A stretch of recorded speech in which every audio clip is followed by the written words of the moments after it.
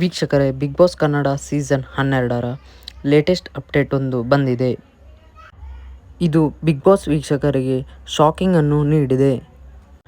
ಹೌದು ವೀಕ್ಷಕರೇ, ಮಾಲಿನ್ಯ ನಿಯಂತ್ರಣ ಮಂಡಳಿಯಿಂದ ಬಿಗ್ ಬಾಸ್ಗೆ 3 ಸಲ ನೋಟಿಸ್ ಬಂದಿದ್ದು ಯಾವುದೇ ರಿಪ್ಲೈ ಕೊಡದ ಕಾರಣ ಬಿಗ್ ಬಾಸ್ ತಂಡದ ಮೇಲೆ ಆಕ್ಷನ್ ತಗೊಳ್ಳುವುದಕ್ಕೆ ಮಾಲಿನ್ಯ ನಿಯಂತ್ರಣ ಮಂಡಳಿ ನಿರ್ಧಾರ ಮಾಡಿದೆ.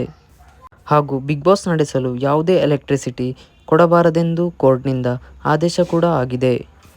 ಆ ಒಂದು ಕಾರಣದಿಂದ ಬಿಗ್ ಬಾಸ್ ಸದ್ಯಕ್ಕೆ ಜನರೇಟರ್ ಬಳಕೆ ಮಾಡುತ್ತಿದೆ ಎಂದು ಎನ್ನಲಾಗುತ್ತಿದೆ. ಆದರೆ ಈ ಒಂದು ಜನರೇಟರ್ ಬಳಕೆಯಿಂದ ವಾಯು ಮಾಲಿನ್ಯವಾಗುತ್ತಿದ್ದು ತುಂಬಾನೇ ಕಿರಿಕಿರಿ ಆಗುತ್ತಿದೆ ಎಂದು ಹೇಳಲಾಗುತ್ತಿದೆ. ಆದಷ್ಟು ಬೇಗ ಬಿಗ್ ಬಾಸ್ ಮನೆಯನ್ನು ಕ್ಲೋಸ್ ಮಾಡಿ ಎಲ್ಲ ಕಂಟೆಸ್ಟೆಂಟ್ಗಳನ್ನು ಶಿಫ್ಟ್ ಮಾಡಿ ಎಂದು ಕೋರ್ಟಿಂದ ಆದೇಶವಾಗಿದೆ. ಆದರೆ ಇದಕ್ಕೂ ಯಾವುದೇ ರೆಸ್ಪಾನ್ಸ್ ಕೊಡದಿದ್ದಲ್ಲಿ ಬಂದ್ ಮಾಡುವುದಾಗಿ ಕೋರ್ಟ್ನಿಂದ ಎಚ್ಚರಿಕೆ ಕೂಡ ಬಂದಿದೆ. ವೀಕ್ಷಕರೇ, ಇದರ ಬಗ್ಗೆ ನಿಮ್ಮ ಅನಿಸಿಕೆಯನ್ನು ತಪ್ಪದೇ ಕಮೆಂಟ್ ಮೂಲಕ ತಿಳಿಸಿ.